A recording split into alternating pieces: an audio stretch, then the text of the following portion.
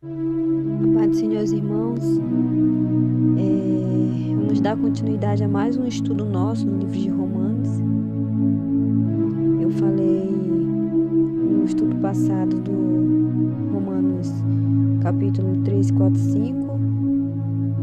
E agora eu vou estar falando do 6, do 7 e do 8. No 6, diz assim: mortos para o pecado, vivos em Cristo.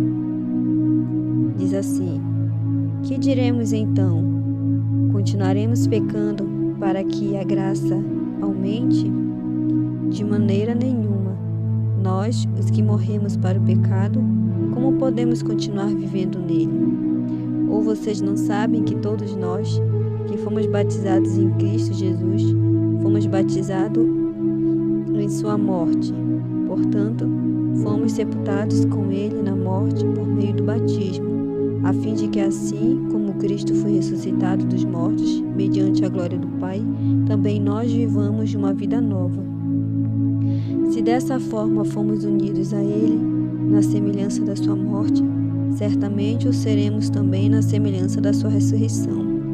Pois sabemos que o nosso velho homem foi crucificado com Ele, para que o corpo do pecado seja destruído, e não mais sejamos escravos do pecado, pois quem morreu foi justificado do pecado. Ou seja, nesse capítulo, Paulo, ele mostra, vai mostrar os motivos de não podermos mais viver na prática do pecado. Quando passamos pelo batismo, nós declaramos publicamente, não somente aos céus, mas aqui na terra também, que estamos mortos para o pecado e vivos para Deus. Ou seja, antes nós éramos escravos do pecado e agora somos escravos da justiça. Ou seja, nós vivemos para Deus. Deus, ele é o nosso Redentor. Quando Jesus deu a vida dele para pagar a nossa dívida, ele adquiriu, como eu posso dizer, ele adquiriu o direito legal sobre cada um de nós, sobre todos aqueles que receberam o seu sacrifício. Ou seja, tudo o que nós temos, que nós possuímos, que nós somos, pertence a Deus. E um cristão que permanece no pecado, ele está negando a sua própria identidade em Cristo. Ou seja, aceitou Cristo, mas da boca para fora, não verdadeiramente, não de coração. Ou seja, esconde, até mesmo que é um cristão que serve a Deus, que segue a Deus. Aí no versículo 17 diz assim: mas graças a Deus, porque embora vocês tenham sido escravos do pecado, passaram a obedecer de coração a forma de ensino que lhes foi transmitida. Vocês foram libertados do pecado e tornaram-se escravos da justiça. Falo isso em termos humanos, por causa das suas limitações humanas. Assim como vocês ofereceram os membros do seu corpo em escravidão, a impureza e a maldade que leva a maldade, ofereçam-nos agora em escravidão a justiça que leva à santidade. Quando vocês eram escravos do pecado, estavam livres da justiça. Que fruto colheram então das coisas das quais vocês se envergonham? O fim delas é a morte. Mas agora que vocês foram libertados do pecado e se tornaram escravos de Deus, o fruto que colhem leva à santidade, e o seu fim é a vida eterna. Pois o salário do pecado é a morte, mas o dom gratuito de Deus é a vida eterna, em Cristo Jesus nosso Senhor. Ou seja, quando nós morremos com o pecado, nós temos que largar tudo, o que nós fazemos de errado e passar a seguir a Cristo, passar a fazer aquilo que Ele nos ensina, aquilo que Ele pede para que nós façamos, para que nós venhamos ter uma vida em paz com Ele, em comunhão com Cristo, sempre ali, seguindo seus propósitos, fazendo aquilo que Ele pede para que nós façamos, dar frutos ao reino dos céus. No capítulo 7, Paulo ele vai fazer uma ilustração, diz assim: meus irmãos, falo a vocês como pessoas que conhecem a lei. Acaso vocês não sabem que a lei tem autoridade sobre alguém apenas enquanto ele vive? Por exemplo, pela lei, a mulher casada está ligada a seu marido enquanto ele estiver vivo, Mas se o marido morrer, ela estará livre da lei do casamento. Por isso, se ela se casar com outro homem enquanto seu marido ainda estiver vivo, será considerada adúltera. Mas se o marido morrer, ela estará livre daquela lei, e mesmo que venha a se casar com outro homem, não será adúltera. Ou seja, aqui Paulo ele faz essa ilustração, né, da mulher ser livre da lei do marido, né, depois de morto, né, depois que seu marido morre, ela fica livre da lei. Ou seja, esse é um exemplo bem claro de que é impossível alguém que morreu para o pecado permanecer no pecado. Ou seja, enquanto o marido viver, a mulher estará ligada ao marido pela lei. Mas, porém, depois que ele morre, ela já não ficará mais submissa a essa lei. Ou seja, a lei ela vai continuar, a lei ainda vai existir, mesmo o marido estando morto, mas ela não vai mais ser alcançada pela lei. Antes de morrer com Cristo, os cristãos eles pertenciam ao pecado, pertenciam às trevas, à ira, à perdição.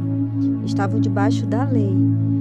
E agora, por estarem em Cristo, os cristãos passaram a pertencer àquele que ressurgiu dentre os mortos. Ou seja, os cristãos não pertenciam ao Cristo que veio em carne, mas sim àquele que ressurgiu dentre os mortos.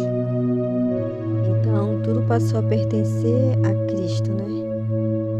Tudo que nós fazemos, que nós possuímos, tudo pertence a Ele, vem dEle. Para Ele é toda a honra, toda a glória.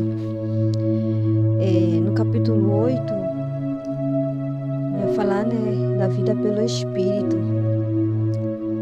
Vai dizer assim: portanto, agora já não há condenação para os que estão em Cristo Jesus, porque por meio de Cristo Jesus, a lei do Espírito de vida me libertou da lei do pecado e da morte. Porque aquilo que a lei fora capaz de fazer, por estar enfraquecida pela carne, Deus o fez, enviando seu próprio Filho, a semelhança do homem pecador, como oferta pelo pecado. E assim condenou o pecado da carne, a fim de que as justas exigências da lei fossem plenamente satisfeitas em nós, que não vivemos segundo a carne, mas segundo o Espírito. Ou seja, ele fala da condenação, né? Que não há nenhuma condenação, que pelo Espírito somos libertados, né, da prisão do pecado. A lei, ela por si só não pode, né, nos libertar. Deus nos libertou enviando o seu Filho, né? E essa bênção é para aqueles que andam segundo o Espírito e não a carne, né? Precisamos viver não segundo a carne, mas de acordo com o Espírito. Nada devemos à carne, né? Ela não nos beneficiou em nada. A carne, a palavra já diz, né, que ela conduz à morte. Mas se crucificarmos a carne através do Espírito, com certeza nós venceremos, né? No versículo 26 do capítulo 8 diz assim: da mesma forma, o Espírito nos ajuda em nossa fraqueza, pois não sabemos como orar, mas o próprio Espírito intercede por nós com gemidos inexprimíveis. E aquele que sonda os corações conhece a intenção do Espírito, porque o Espírito intercede pelos santos de acordo com a vontade de Deus. Frequentemente não sabemos como orar, né? O Espírito, ele nos ajuda, ele intercede, ele faz com que nossos sentimentos cheguem até Deus. No versículo 28 diz assim: sabemos que Deus age em todas as coisas para o bem daqueles que o amam, os que foram chamados de acordo com o seu propósito. Aqui ele está falando, né, daqueles que andam pela fé, né, que estão em Cristo, que se interessam pelas coisas do Espírito.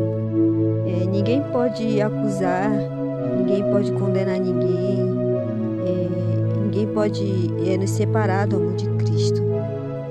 Cristo é tudo na nossa vida, então que nós venhamos continuar sempre glorificando esse Deus maravilhoso, que nós venhamos fazer de tudo para que não venhamos cair em tentações, para que nós não venhamos desviar dos caminhos do Pai, né, daquele que deu sua vida, né?